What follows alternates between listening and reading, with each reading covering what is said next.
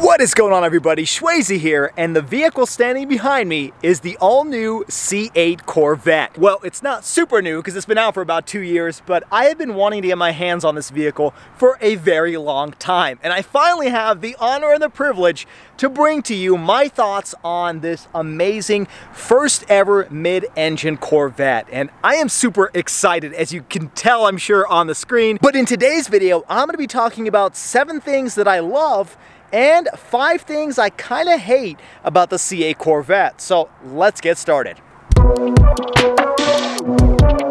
Okay, so the C8 Corvette live and in the flesh, and I am jumping up and down out of excitement. So I'll be making a few videos with this magnificent vehicle in front of me today, but today's video, I wanted to give you my honest, real-life impressions and experience with this vehicle after driving it for a few hundred miles. Now, some of the things I discussed in today's video were actually things that surprised me, for better or for worse, sitting in this car for the first time and driving it. And so I figured this would be very informational for anybody who's considering one of these cars, especially with how the markups are for these vehicles nowadays, that it may be important for you to know what things I've loved and what things I've hated. So maybe you will either reconsider, or maybe you'll think I'm an idiot and maybe you'll be okay with those things. But I think it's important information to know. And well, without further ado, we're going to start it off with the 7 things I love, and the second half of the video will be the things that I hate. So in no particular order, the first thing I love about this vehicle is the styling and the looks. I mean, this thing looks incredible. This thing is also an incredible head turner. More so than my Hellcat, more so than really any other vehicle I've driven, aside from maybe a Lamborghini or something like that. I mean, everywhere I go, people are stopping, giving second looks, you know, taking a second glance as this thing drives by. I mean, everybody really wants to look at this thing, because I don't think they really know that this is just a Corvette. This is, you know, a somewhat affordable sports vehicle. People just think this is a supercar, and I think they succeeded, because look at the styling. I mean, you don't really get this type of mid-engine styling from just your regular, you know, $65,000, $70,000 or even $100,000 vehicle. I mean, this is kind of reserved for some of the more high-end exotic supercars. And, you know, there are some angles that I don't love, but overall, I think this is a magnificent looking vehicle, especially if you have kind of the Z51 package with the larger spoiler and some of the additional accessories that you can add onto this vehicle. And it does look like it punches above its weight in terms of, you know, styling to price ratio type of thing. This thing does look way more expensive than it actually is. And you know, that same styling carries over into the interior, which is potentially even better looking than the exterior. You've got really nice soft touch materials throughout the entire vehicle. Honestly, there's no cheap Chevy plastic in any section of the vehicle that I've touched, which I'm pretty particular to that. If you guys haven't seen my reviews before, everything up here is soft touch. And considering the one I'm sitting in right now is more of a base version, this is kind of on the lower end, the fact that this one doesn't have any real cheap plastic is really a testament to the quality of where Chevy has gone over the years with the Corvette. I mean, the interior is really, really cool. I love this little pillar over here, even though it's a little odd when you're sitting on the passenger side because you're kind of secluded. As the driver, you really do feel kind of like this command center, similar to like an airplane or fighter jet. I mean, it just wraps around you. Really nice interior, and I really like the customization that you can get with the C8, because not only does this one particularly have red seats and red stitching all throughout, which looks really nice, but you can get this to be like a blue color or whatever. I mean, they have so many different options for customization of the interior that you can really get one that looks nothing like any other C8 Corvette. And you know, sitting over here, it does feel a little bit on the tighter side, but that's a sports car. That's what you expect. You know, you don't expect a giant boat like a Challenger. This is a different type of vehicle, and it is a little tighty. It is kind of, you know, compressed, and I'm sure you can tell on screen because I can reach over and touch the passenger side door without a problem, where I can't do that with my Hellcat. But you do have a beautiful 12.3 inch, I believe, instrument cluster over here, and then you do have an 8-inch display over here. But it's just really cool to look at. So interior and exterior design has got to be one of the things I love the most. Now, the second thing I love kind of has to do with the sizing, and more particularly, I'm talking handling. this thing handles extremely well. I think that has to do with the fact that this is a smaller vehicle than the Challenger or really a lot of other vehicles out there. I mean, this is a sports car through and through, and this thing sticks to the ground like burnt hash browns on your frying pan. I mean, this thing handles really, really well. I took this up the canyon and, you know, I did it on some kind of tight curves at pretty good speeds, and this thing never felt like I was, you know, gonna spin out or really lose confidence in the handling capabilities of this vehicle. And part of the reason is you are really low to the ground. The other day we were pulling up next to a Cadillac CTS, and that thing looked like a SUV compared to this vehicle. And of course, all of that assists with the handling capabilities that you can easily take a corner at 60 miles an hour and not worry that you're gonna lose traction or anything like that. This is a very easy car to maneuver in and out of traffic when you're accelerating and, you know, going onto an on-ramp. I mean, I was pushing this at 60 miles an hour onto an on-ramp and it just felt super planted onto the ground. I mean, there's so many examples that I can throw out to you, but this thing handles incredibly well, way better and way more confidence inspiring than other vehicles I've driven, like the Dodge Challenger Hellcat, which all in all isn't that bad of a handling vehicle, but compared to this thing will run circles around that in terms of handling. Now, for the third thing I love about it is driving in this vehicle, you feel like a badass. I mean, you feel like, I don't know, you're the Dark Knight or something, because especially in this gray color, this thing just feels menacing in a different way than some of the other muscle cars, which I wouldn't even really classify this as a muscle car. I'd classify this as a sports car. And this thing does feel like you're driving something super special and bespoke and unique. It's a different type of experience. I mean, it is a fun vehicle, and it's also an interesting vehicle to drive. Not only because you get looks and you get attention, but also because this thing just really handles well. And that kind of experience adds up together to give you a really cool, badass experience when you're driving this vehicle. If you're gonna own a vehicle that's very expensive, you might as well have fun driving it. And this thing accomplishes that because of the different things that they put together and the fact that it is a mid-engine vehicle for under 100K. The other part of that is the fact that this is one of the only naturally aspirated vehicles out there that can beat an electric vehicle in terms of 0 to 60. I mean, we're talking just around 3 seconds, 2.9 if you get the Z51 package, 0 to 60, which is pretty much the same, if not better, than some of the electric vehicles that Tesla releases, even though there are some Teslas, obviously, that are quicker than this still, but the majority of the ones on the road, you know, I don't really like to challenge those because they're really quick 0 to 60, whereas this is one of the few naturally aspirated vehicles, especially under 100K, probably the only one under 100,000, that can pretty much smoke any electric vehicle, unless we're talking a Tesla Model S Plaid. Now, for the fourth thing I love about this vehicle, we have to talk about traction. This thing has an incredible ability to put the power to the ground. And that has to do with a lot of different things. Obviously engineering first and foremost, but also physics. I mean, the fact is the engine is located pretty much right in front of the rear axles. And so you have a lot of weight sitting in the back. I believe it's 60% in the back, 40% up front. And so that puts a lot more weight on the rear wheels versus some of the front engine vehicles that send power to the back. You're gonna have more weight up front. The next reason is because this doesn't have an incredible, you know, mind-blowing amount of horsepower. We're talking 490 without the Z51 and 495 with the Z51 package. We're not talking, you know, 700 plus horsepower. And so you're still able to put that power down because you don't have an insane amount of horsepower going to the rear wheels. The next reason is because this has 305 wide Michelin Pilot Sport tires that are able to put that power to the ground. What's interesting is these rear wheels are actually 20-inch versus these front ones are actually 19-inch. So you do have a staggered setup with wider and bigger diameter wheels in the back, and that does help with putting a little bit more of that power to the ground because this is obviously a rear-wheel drive car. But in a lot of different conditions I've driven this car in, and I'm talking, you know, 40 degrees outside and stomping on the accelerator, this thing has never lost traction. I've never been worried about, you know, spinning out of control. That kind of goes off with the handling that I mentioned earlier, but all in all, they have designed this vehicle to be able to put that power to the ground. Now, the fifth thing that I love about this vehicle has to do with the transmission. Now, let me climb inside and show you, because this is one of the first Corvettes that doesn't come with a manual transmission as an option. This is only available with this Tremec 8-speed automatic, and it is actually a dual clutch transmission. So if you guys aren't familiar with the dual clutches, they provide quicker shifts, and they're also commonplace amongst a lot of high performance exotic vehicles.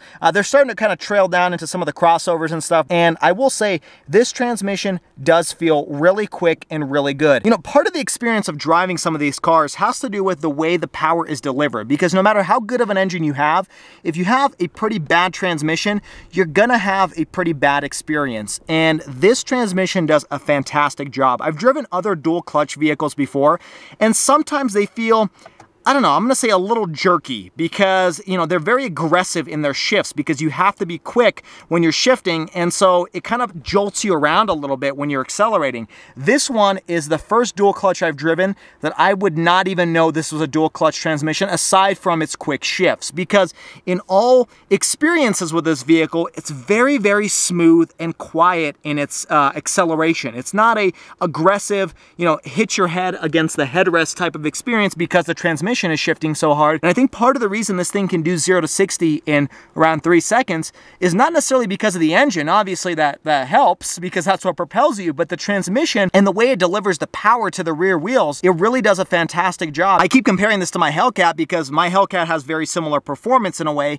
That one has an 8-speed automatic that's designed by ZF, and that is a fantastic transmission, but even that one is a little bit more aggressive in its shifts than this dual clutch automatic, and that one sometimes does hunt around when I mash on the gas pedal to kind of figure out what gear to go to accelerate and kind of give me the most amount of power. This thing, on the other hand, feels like it knows exactly what gear I'm going to be in when I need to stomp on the pedal and give me the absolute best acceleration. The next thing I love about it is that this is technically a convertible. Every C8 Corvette is essentially a convertible, and what I mean by that is this is a targa top. And so what that does is if you climb inside and you unlatch these little latches on the driver and passenger side, and then this one over here right behind the driver and passenger seat, then you can actually remove this targa top with both hands and actually store it in the back of your Corvette. Yeah, they've actually built a spot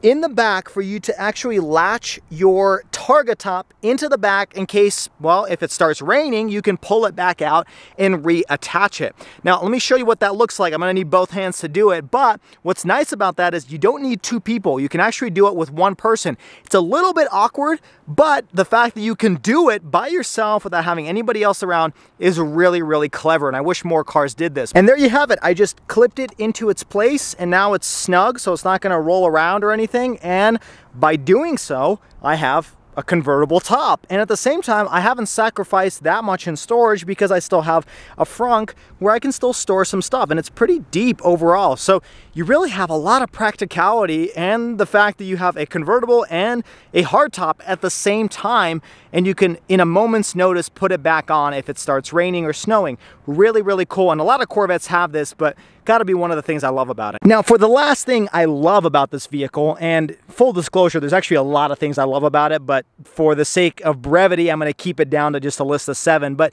that has to do with the performance. And even though this vehicle on paper doesn't have crazy numbers, I mean, 490 horsepower isn't insane in the year 2022, but this thing delivers that power very, very well. It's very efficient with its horsepower and torque numbers.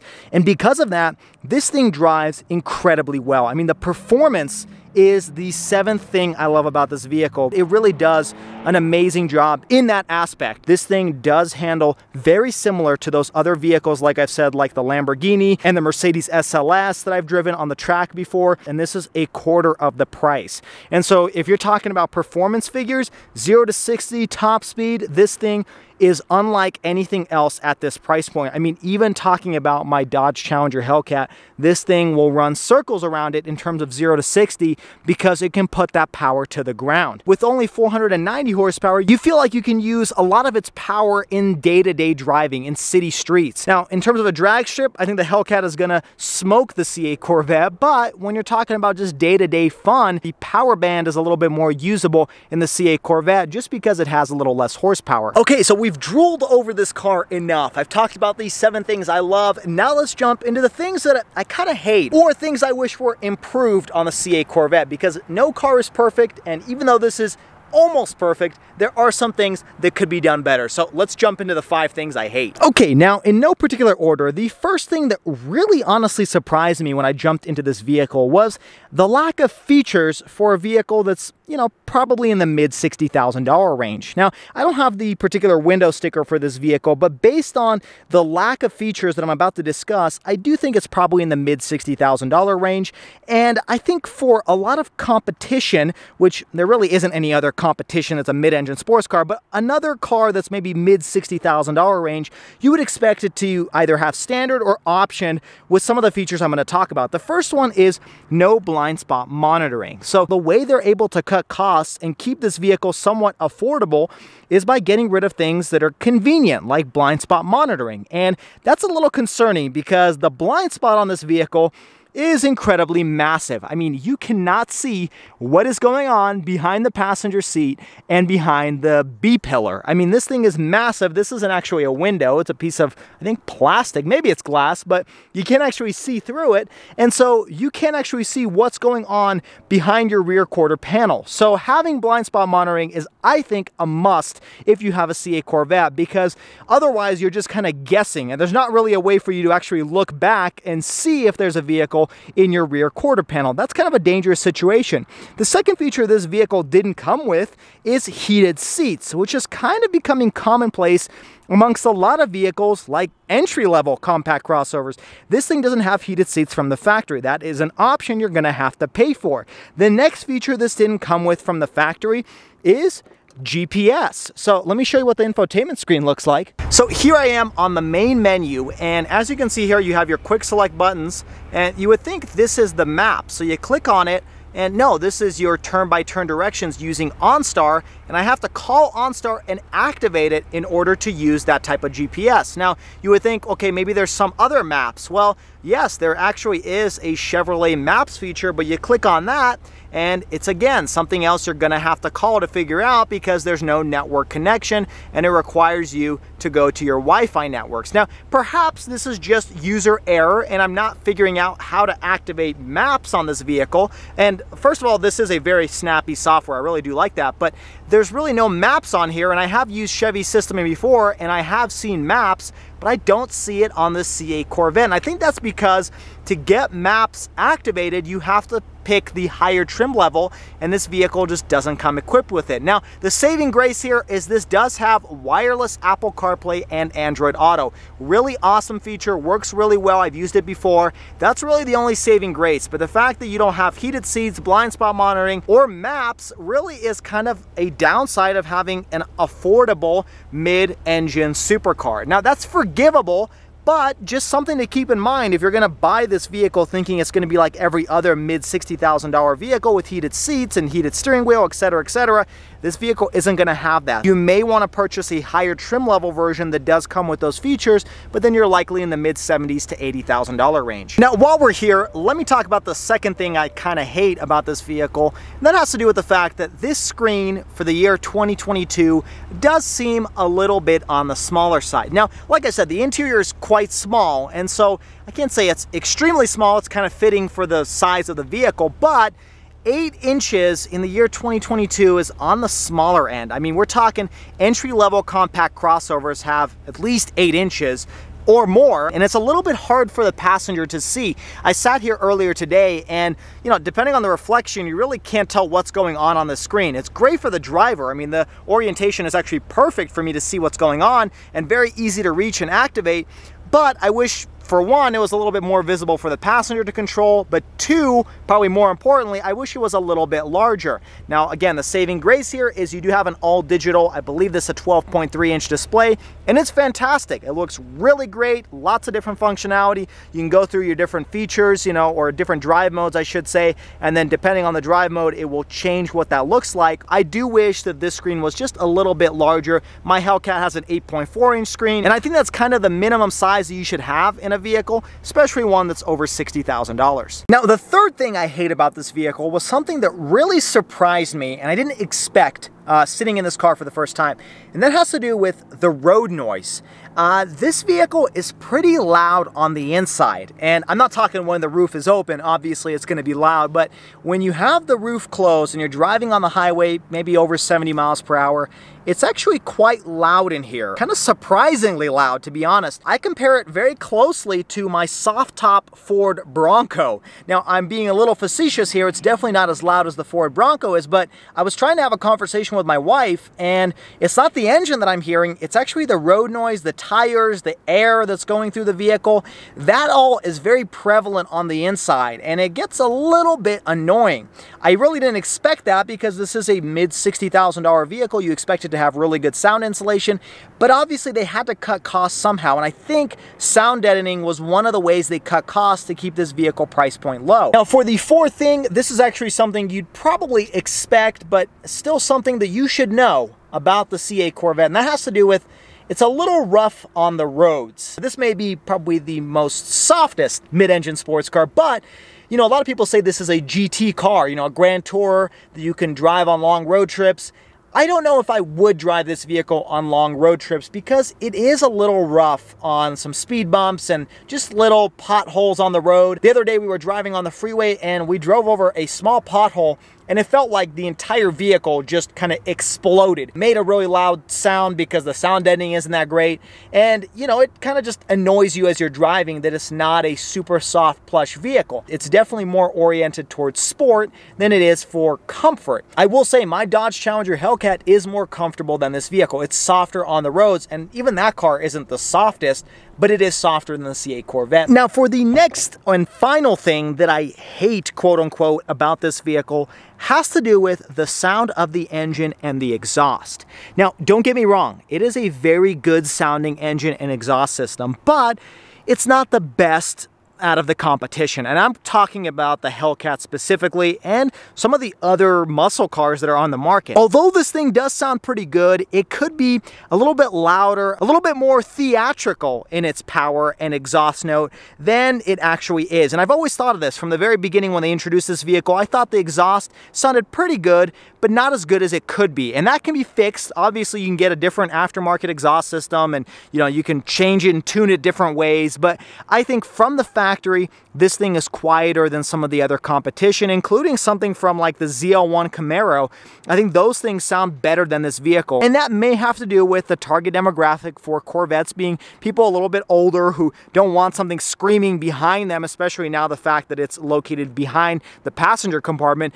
But for the fact that it is behind the passenger compartment, you would think it would be a little bit louder. Now, it still sounds really good when you're accelerating and stomping on the gas, but I think my Hellcat with the Hemi supercharger sound, or even my Scat Pack, sounded better than the 6.2 liter. Now, although it's hard for me to show you what it sounds like with this engine inside the cabin, I'm going to attempt to do that, but then I'm going to show you what it sounds like outside of this vehicle with that exhaust note. Okay, so here's engine startup, and I'm going to do a quick rev so you guys can hear what it sounds like.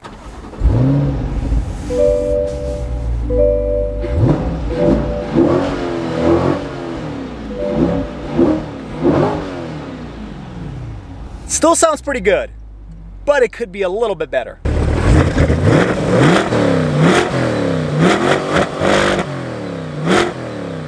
I just wish it had a little bit more of that Rice Krispies crackles and pops that I get from my Hemi engine, which this one doesn't seem to have. Okay, well there you have it, folks. Those were 7 things I loved and 5 things I kind of hate about the C8 Corvette. But don't get me wrong, this thing is amazing. It's near perfect, and especially at the price range we're talking here, if you can find one in the mid 60s, you're still getting one hell of a vehicle for a really reasonable price. I really do love this car, but just like every vehicle out there, there are some things that could be improved, and I think these are important things to consider if you're buying one of these vehicles. But nonetheless, this is a blast of a vehicle to own and drive, and I would love to own one of these vehicles and have it in my garage. The question is, should I sell my Hellcat and buy one of these? Well, I'll let you decide. Put your thoughts down in the comments below, but I really appreciate you stopping by. If this is your first time, make sure you hit that like button if you enjoyed, and subscribe to the channel for all of the weekly videos. Also, find me on all of the social media down in the description below at Schwazy_. And as always, everybody, I hope you stay Schwazy, stay healthy, and have a wonderful day. I'm gonna jump in this vehicle, and I'm gonna do some joy rides. See you later.